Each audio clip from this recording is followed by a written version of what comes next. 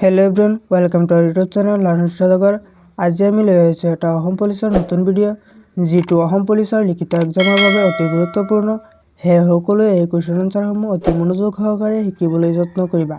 আহা আমি ভিডিঅ'টো আৰম্ভ কৰোঁ। আজি আমাৰ শিকিবলগীয়া প্ৰথম কুৱেশ্যনটো হৈছে, প্ৰথম অসমীয়া ৰোমান্টিক কবিতাটো কি? তোমালোকক 4টা অপশ্যন দিয়া হৈছে। ইয়াৰ ভিতৰত শুদ্ধ উত্তৰটো হ'ব অপশ্যন বি, বনকুঁৱৰী। প্ৰথম অসমীয়া ৰোমান্টিক কবিতাটো বনকুঁৱৰী। আমি আহিছোঁ পৰৱৰ্তী প্ৰশ্নটোলৈ। অসমৰ প্ৰথম দৈনিক বাতৰি কাকতখনৰ নাম কি? তোমালোকক 4টা অপশ্যন দিয়া হৈছে। ইয়াৰ ভিতৰত শুদ্ধ উত্তৰটো হ'ব অপশ্যন ডি, দৈনিক বাতৰি। অসমৰ প্ৰথম দৈনিক বাতৰি কাকতখনৰ নাম হ'ল দৈনিক বাতৰি। আমি আহিছোঁ পৰৱৰ্তী প্ৰশ্নটোলৈ। অসম ৰাজ্যিক বিত্ত আয়োগ কিমান চনত গঠন হৈছিল? তোমালোকক 4টা অপশ্যন দিয়া হৈছে। ইয়াৰ ভিতৰত শুদ্ধ উত্তৰটো হ'ব অপশ্যন বি, 1995 চনত। অসমৰ ৰাজ্যিক বিত্ত আয়োগ 1995 চনত গঠন হৈছিল। আমি আহিছোঁ পৰৱৰ্তী প্ৰশ্নটোলৈ। 2023 চনৰ অসম বৈভৱ বঁটা কোনে লাভ কৰিছিল? তোমালোকক 4টা অপশ্যন দিয়া হৈছে। ইয়াৰ ভিতৰত শুদ্ধ উত্তৰটো হ'ব অপশ্যন ডি, ৰঞ্জন গগৈ। 2023 চনৰ অসম বৈভৱ বঁটা ৰঞ্জন গগৈয়ে লাভ কৰিছিল। আমি আহিছোঁ পৰৱৰ্তী প্ৰশ্নটোলৈ। জয়মতী কুঁৱৰী নাটকখন কোনে লিখিছিল? তোমালোকক 4টা অপশ্যন দিয়া হৈছে। ইয়াৰ ভিতৰত শুদ্ধ উত্তৰটো হ'ব অপশ্যন চি, লক্ষ্মীনাথ বেজবৰুৱা। জয়মতী কুঁৱৰী নাটকখন লক্ষ্মীনাথ বেজবৰুৱাই লিখিছিল।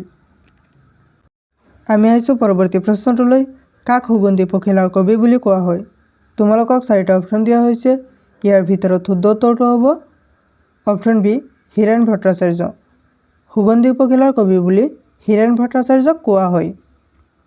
আমি আহিলোঁ পৰৱৰ্তী প্ৰশ্নটোলৈ। পাট মুগাৰ কাপোৰ উৎপাদনত অভিলেখ গঢ়া অসমৰ ঠাইখনৰ নাম কি? তোমালোকক 4টা অপশ্যন দিয়া হৈছে। ইয়াৰ ভিতৰত শুদ্ধ উত্তৰটো হ'ব অপশ্যন এ, শুৱালকুছি।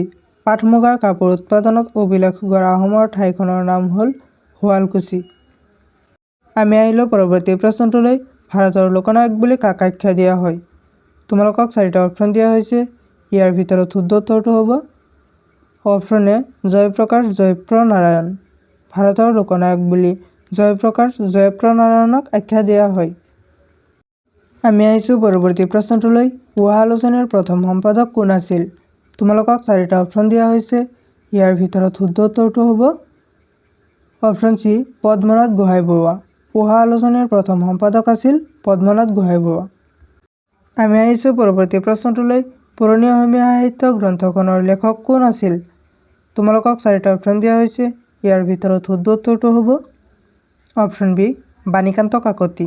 পুৰণি অসমীয়া সাহিত্য গ্ৰন্থখনৰ লেখক হ'ল বাণীকান্ত কাকতি।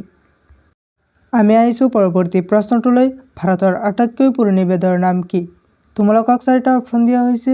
ইয়াৰ ভিতৰত শুদ্ধ উত্তৰটো হ'ব অপশ্যন এ, ঋগ্বেদ। ভাৰতৰ আটাইতকৈ পুৰণি বেদখনৰ নাম হ'ল ঋগ্বেদ।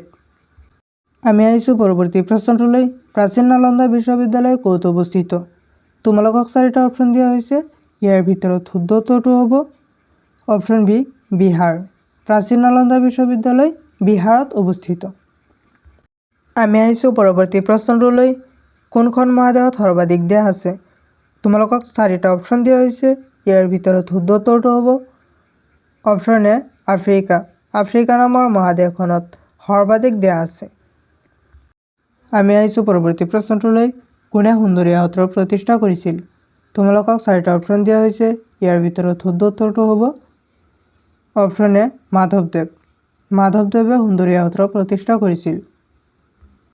আমি আহিছোঁ পৰৱৰ্তী প্ৰশ্নটোলৈ। লতাকটাৰণ কোনজন আহোম ৰজাৰ দিনত হৈছিল? তোমালোকক 4টা অপশ্যন দিয়া হৈছে। ইয়াৰ ভিতৰত শুদ্ধ উত্তৰটো হ'ব অপশ্যন এ, ৰাজেশ্বৰ সিংহ। লতাকটাৰণ ৰাজেশ্বৰ সিংহৰ দিনত হৈছিল। আমি আহিলোঁ পৰৱৰ্তী প্ৰশ্নটোলৈ। বাগৰুম্বা কোন সম্প্ৰদায়ৰ লোকনৃত্য? তোমালোকক 4টা অপশ্যন দিয়া হৈছে। ইয়াৰ ভিতৰত শুদ্ধ উত্তৰটো হ'ব অপশ্যন বি, বড়ো। বাগৰুম্বা বড়ো সম্প্ৰদায়ৰ লোকনৃত্য। আমি আহিছোঁ পৰৱৰ্তী প্ৰশ্নটোলৈ। জুলজিকেল গাৰ্ডেন ক'ত অৱস্থিত? তোমালোকক 4টা অপশ্যন দিয়া হৈছে। ইয়াৰ ভিতৰত শুদ্ধ উত্তৰটো হ'ব option D, Kolkata. Zoological garden কলকাতাত অৱস্থিত। আমি আহিলোঁ পৰৱৰ্তী প্ৰশ্নটোলৈ। বাঙ্গালা উৎসৱ কোন জনগোষ্ঠীয়ে পালন কৰে? তোমালোকক 4টা অপশ্যন দিয়া হৈছে। ইয়াৰ ভিতৰত শুদ্ধ উত্তৰটো হ'ব অপশ্যন বি গাৰোসকলে। বাঙ্গালা উৎসৱ গাৰো জনগোষ্ঠীয়ে পালন কৰে। আমি আহিছোঁ পৰৱৰ্তী প্ৰশ্নটোলৈ। চামাংকান উৎসৱ কোন জনগোষ্ঠীয়ে পালন কৰে? তোমালোকক 4টা অপশ্যন দিয়া হৈছে। ইয়াৰ ভিতৰত শুদ্ধ উত্তৰটো হ'ব অপশ্যন এ কাৰ্বিসকলে। চামাংকান উৎসৱ কাৰ্বি জনগোষ্ঠীয়ে পালন কৰে। আমি আহিছোঁ পৰৱৰ্তী প্ৰশ্নটোলৈ। কাজিৰঙা ৰাষ্ট্ৰীয় উদ্যান ক'ত অৱস্থিত? তোমালোকক 4টা অপশ্যন দিয়া হৈছে।